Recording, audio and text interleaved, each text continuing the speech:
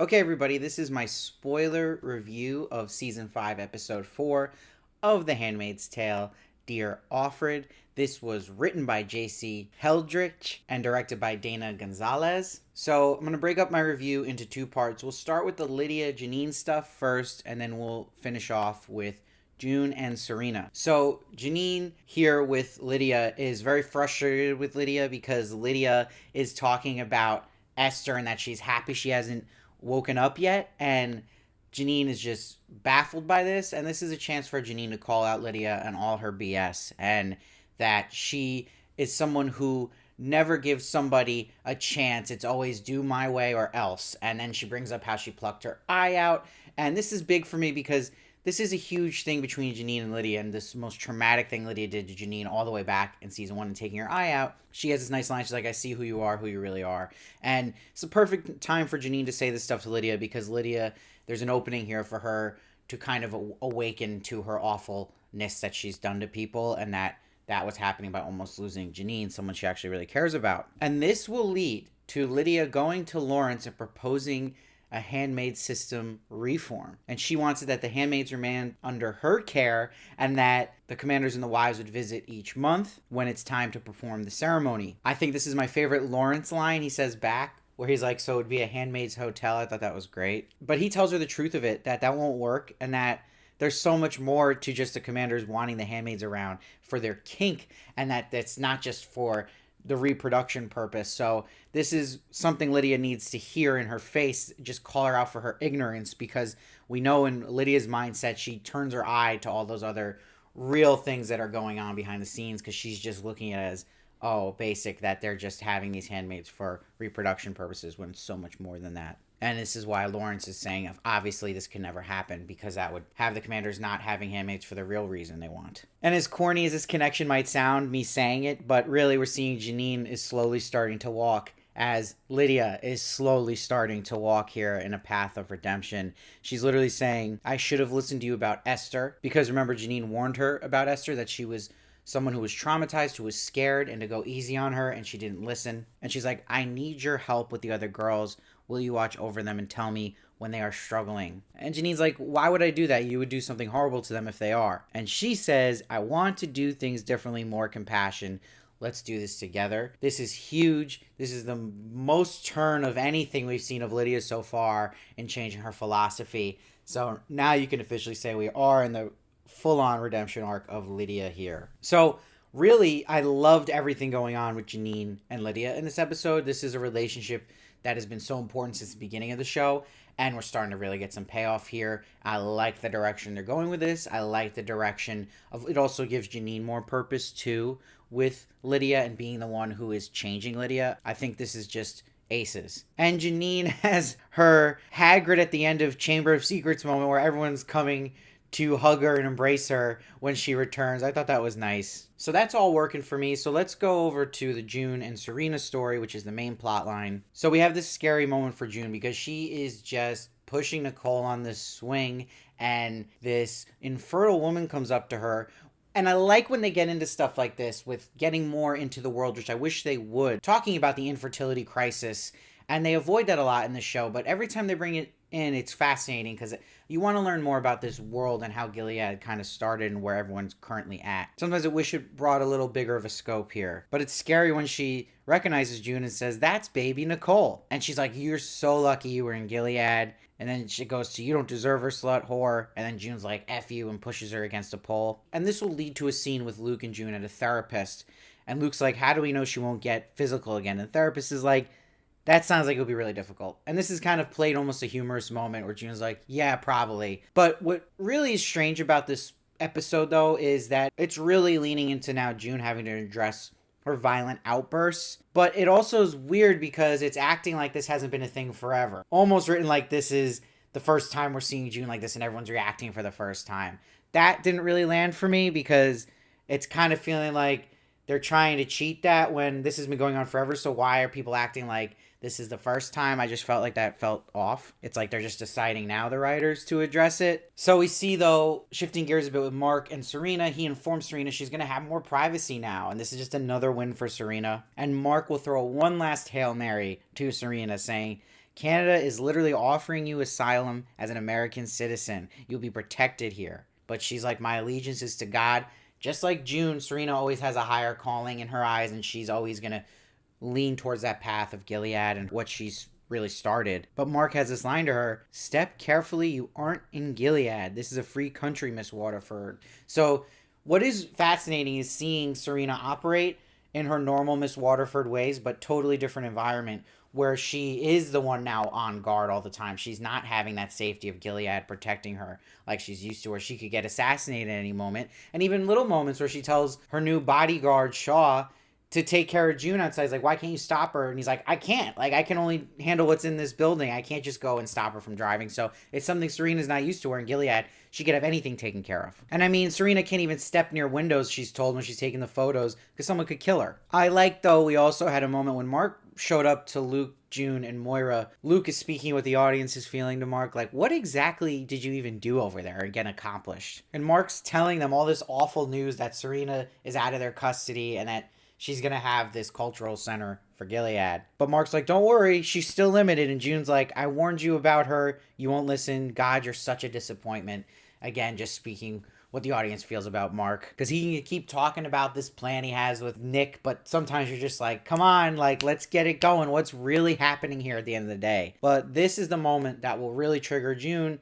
She goes to grab the gun she buried from earlier in the season, and when she gets to the cultural center where Serena is, her gun gets jammed. And this is where she sees Serena in her PJs looking out at her followers, and the big moment is Serena sees June. So she's got that paranoia now of June trying to kill her. But this is where we really see Luke now tell June the truth of the matter. Like, if you do this, if you go shoot Serena, you're gonna lose Nicole, and we're going to have no chance of getting Hannah. And he's like, let me try my way by doing it by the book, basically. Doing it by getting rid of her out of her building, her losing her building with these building codes violations. And we'll see Luke goes and does exactly that. He goes to Serena himself. And when he threatens her about these building violations, I love Serena's line back to him. She's like, is that what you came to tell me, that we have issues with the plumbing here? Whew. And he says, I also came to tell you that my wife is going to kill you and I'm going to let her. So he's like, you can get kicked out or get killed. But he also then says in a lower tone, or help us get Hannah back. Because at the end of the day, that's something Luke really does care about, and that he really sees a way that maybe she could do the right thing and help. But June knows better than that. She knows who Serena is. And that's because we literally get reminded of that, where Serena's like, Agnes is happy, fit, and has loving parents. This also scares me that Serena says this, because this will be what Serena has hanging over June and Luke, is that if they ever want Hannah, they may need her, or that she could just blackmail at any point. Like, if you keep messing with me and stopping me, I could have Hannah possibly even killed. So that's what keeps this interesting, is that there is that looming idea of Hannah being out there, and that Serena does have an effect on that. So we'll see what happens with that. And in classic Serena fashion, she digs the knife into Luke here and says, wonder why you never came to save your daughter. Risks your wife took, and she suffered for them. She had Nick's support, though, so that probably gave you comfort. Just Serena at her most vile here. But she's not wrong about Luke. So when Serena's having her photo shoot on a background very similar to mine, we see that you have these two activist groups, the one against Serena, the one for Serena, going at each other in the street. And this is also when June arrives with the gun again. But there was a lot of poor directing in this scene and continuity, which drove me nuts, especially for a show of this high caliber. This should not happen. First off, when the groups are fighting and June walks near them, Moira just magically appears and she gets punched. But then June pulls out the gun, and then Luke magically appears when she pulls the gun out. Like, I could do one magical appearance, but two, come on. And what really drove me nuts about this sequence is when June points the gun at this protester, she then stupidly shoots her gun in the air. This is the second time we had a moment this season where someone just shoots their gun in the air, which is just not smart. And what annoys me about that is that there's no repercussions for it. This is like literally in the middle of the town here. And where that continuity and directing is really sloppy to me is when Luke is like, let's get out of here, to June. When they pull up in the driveway, they're casually driving at a slow speed home after all this just happened. Like, she just shot a gun in a public square and they're just pulling up into their driveway. Then Luke's casually playing with the gun in the window. Like, get inside. Like, you guys have to act like what just happened. Like, they're just chilling. Like, I couldn't believe how just that was not an attention to detail that happened there that should have. It was just really messy directing. And in an episode I did actually really enjoy, this is just a technical and continuity issue that has to bring points down, because this is really, to me, unacceptable for, again, a show this caliber. But we see before they even get home, there is a moment where June sees Serena, and this is a moment you think she would shoot her, but what stops her, clearly the camera pans towards Serena's stomach. It's that child that stops June from killing Serena. So we learn, though, that Luke's plan worked, that he got the building shut down, and Serena's basically homeless, he says, but we know as the audience that Serena's not homeless, that a super fan has taken her in, Mrs. Wheeler. So that's going to be interesting to see where that goes. And this is where June says to Luke, I can't promise I won't kill her next time. And he's like,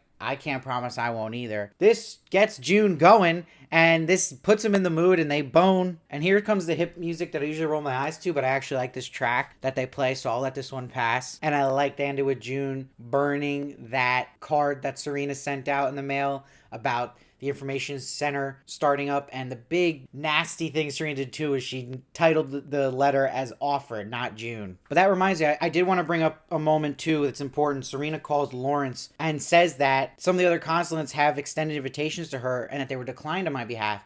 And she knows it was Lawrence who did this, and also tells the audience that Lawrence, yes, was giving Serena a lot of leeway here, but he is also still blocking her attempts to regain power. But you see that they're talking about South America and the influence, and that the rumors of Gilead, she thinks that they have a bad light, and that she wants to make clear and remind people that they have the most live birth rates by far in the planet. Again, this stuff's really interesting to me, and I hope they go more into that, just about what's happening in the world. I saw a reviewer mention too, which I appreciated. They made a good point too, like, you're also wondering in the show, like, who is the president of Gilead? What is, like, the main vision in the world of leaders here? Like, we never really see that. There is a part of it where you're kind of wondering, like, what's the actual global opinion on all this. So I really hope they show more of that, especially knowing now that we have 2 seasons left. And we'll mention too, another scene I forgot to mention was June and Moira, and June throws this plate angry at some point to set Nicole off, but Moira makes a nice moment saying, like, you're not this full monster that you originally were, because I actually trust you with Nicole now. And she's saying that she agrees with Luke, like, yes, I will dance on Serena's grave with you, but is it worth losing your family over doing it the wrong way? You should do it by the book. So it's going to themes we've kind of hit on this show before, and I'm sure it's just kind of finding a middle ground June's going to have to find, where she's not fully monster mode, but not fully Luke mode either, because we know it doesn't really work. We see that already too, where, yeah, Serena loses her building, but she finds a follower right away. It's just like, Serena being alive is always a threat, even to the point Moira makes where she's like, you know, if you go this other way, June, a lot of people will lose their lives, but also you look at the other counter argument, if you let Serena live, a lot of people will probably lose their lives and awful things will happen. So I see both sides. But overall, to me, this episode was the best of the season. I'm giving it an 8.7 out of pure entertainment value. I thought it was really good in the sense of I was engaged the whole time, and I thought the Lydia and June stuff was really interesting. That was still the standout to me, but I like what they're doing with Serena in Toronto, and I didn't think I would. I would think maybe that was risky to bring her back to Toronto, but it starts something that feels fresh where Gilead's coming here and that they're still near each other, June and Serena, which I think is interesting. But I have to bring points down. I'm giving it an 8.7, but I cannot ignore the ridiculousness, again, of that scene of the protests happening and the continuity errors and the directing decisions were just bizarre and didn't feel real, especially them just casually strolling up home after she shot a gun in the air. So, again, I'm giving this 8.7. This is a step up for the season as a whole for me, though. And I really want to know what you guys think. Let me know down below. And I also want to share my thoughts, too. I had recorded the first 3 reviews before the news came out about Season 6 being the final season and them actually fully confirming the Testaments is happening. I'm very happy with both of those choices. I've said in my previous reviews that they need to kind of wrap this story up, June's story, and I'm excited for them to lean into the Testaments. So that's a 2 thumbs up for me on both of those calls, if you're wondering about that. But again, please follow me at Steve Varley Show on Twitter, Instagram, and TikTok for more of me. If you can subscribe, that helps me in so many ways. If you leave a tip, there's a thanks button down below. That's awesome, too. I'll be so appreciative of that. And if you want to become a member, you can donate and you get exclusive live streams as well. So all this stuff helps me in so many ways. I appreciate all you guys. Praise be. And I'll see you next time.